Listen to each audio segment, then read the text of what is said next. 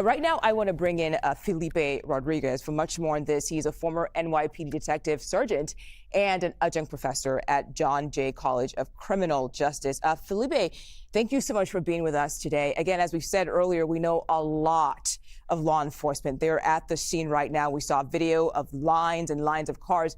How do you think police are responding to this? What are they doing right now? Well, when we look at it, right, it's going to be a huge multi-agency response. Florida, unlike New York, is a little bit different, right? We're going to have the Florida Department of Law Enforcement responding. But the initial agency is going to be the campus police, right? And they're going to be guiding the officers in their response and giving out additional information. You know, everyone talks about the FBI. The FBI will get there and respond, but they're more an investigative type situation where they're going to, once things are secure, help out. And at this time, everybody says, the students haven't been released. Everyone's still sheltering in place. You got to remember the campus here is 42,000 students, right? And it's intermixed between residential areas and, the campus itself. So they do have a very arduous task of going through these, rooms one by one. And at the same time, you're trying to conduct what we call a digital forensic investigation, right? We have to find out, was this lone wolf gunman, or was he being aided by anybody? And also, do we have any sort of improvised explosive devices? So there's a myriad of things that are going on back and forth that investigators have to do. So here we are responding to the scene, trying to immediately, knock down that immediate threat concept, right? Get to that active shooter, take him out, and at the same time being mindful of any other or secondary devices that might have been planted. And then the situations where we begin to actually care for anyone that may be wounded. If the scene is not secure, we cannot provide aid. And these are hard decisions that cops have to make as they're going into that campus. And Felipe, I think most will agree with this. The big information to come out of all of this is that that shooter has been arrested. But the question then is, what comes next after all of this? What are police officers, law enforcement, what are they going to be looking for next? Now that at least the big part, the suspect's out of the way, but what comes after this? Like always, we're big about motive. We want to know why they did this. Was it a mental health issue? Was it the individual just going after one or two students that maybe he was disgruntled about? Motive is big, and it would help lead the investigation. But at this time, it's all digital forensics. We need to get into our incident command or the operational sector of the campus police and go over the CCTV to make sure, any evidence that we might have missed, make sure that we do have the correct shooter, that he's not being aided by anybody. We're going to look into phone records.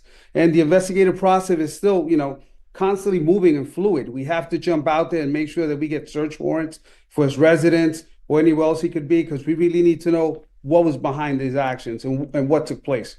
Yeah, and we also heard that 4 people, and this is from our partners at CBS Miami, they reported 4 people have been hospitalized, and that was before police officially said that a suspect was in custody. What we learned from that is that suspect apparently was also shot during all of this. From your experience, when police say, hey, 4 people are hospitalized, would that include the suspect in this?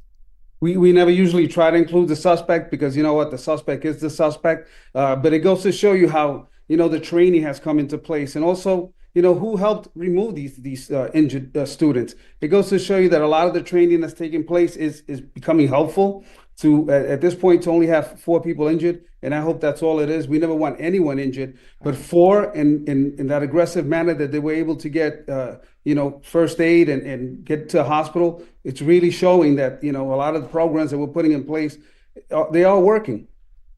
And I want to go back to what you said earlier, Felipe, just the importance of police having those students continue the shelter in place. Right now, we don't know exactly when the suspect was apprehended, arrested. We don't know the time frame of that. But in the meantime, for the longest time when all of this started, we were hearing students were still being told to shelter in place. I think you kind of mentioned this earlier, but what is the reasoning for that? Having those students still shelter in place, and maybe at this point that suspect may have been arrested, but what's the point of having those students stay in the buildings wherever they are at that point? That's a great question. It's always out of abundance of caution. We still haven't really secured everything. This is a massive campus. This is just not a 1 or 2 building shooting, a small campus. Also, we still have an active crime scene at this time. We might be still rendering first aid to someone, and we really don't want the crime scene being trampled on. It makes it harder for the investigation. It makes it harder for the prosecution. And once we have to make sure that everything is 100% safe, then law enforcement will release that. But there should be no rush at this time, so please be patient. Anyone that wants to respond to the location in care of a loved one, let the officers do their job. It's a very complex and difficult job, and you need to give them some time. Yeah, and I just can't imagine what those students were going through, waiting to figure out when they could actually walk out of campus. Felipe Rodriguez, thank you so much for joining us today and for your expertise on all of this.